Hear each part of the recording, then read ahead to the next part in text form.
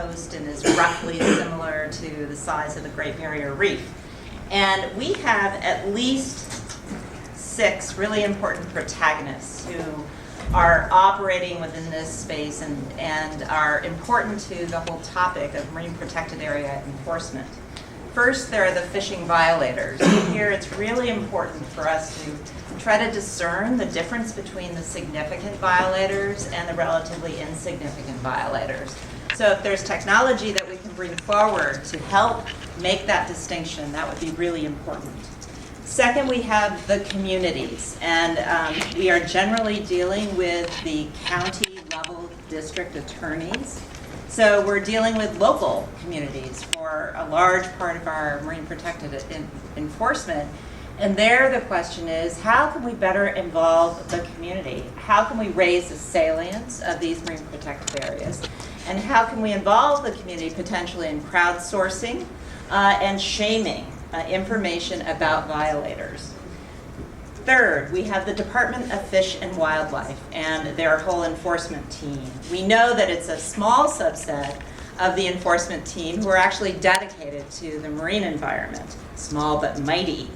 And their primary concerns are building the prosecution package and actually assembling information about where to locate their assets, how to queue their assets, and then how to manage that information and share information both within the department and with their collaborating agencies. Then we have the district attorneys who have to balance priorities. They need education on the use of technology. They need to build trust in the technology and the information that it's generating. And then we have the state judges who need education on marine protected areas, as well as building credibility and trust in the technologies that are being used to build the prosecution packages. And then finally, the 6th protagonist is the technology itself, which of course spans everything that we talked about over the last couple of days. But there are 3 particular areas that we think really warrant additional investigation and continued discussion, at least 3. First, technology to build the prosecution package, better positional and identification information.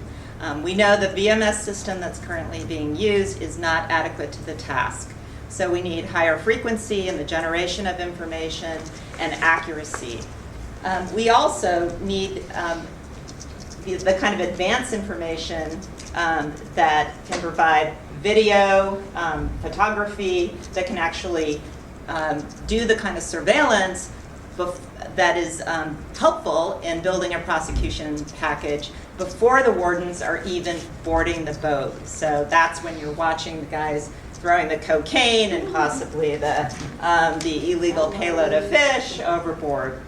The second area of technology where the group thinks we should be moving forward together is on investigating the technology that will help our wardens more efficiently position and queue their enforcement assets.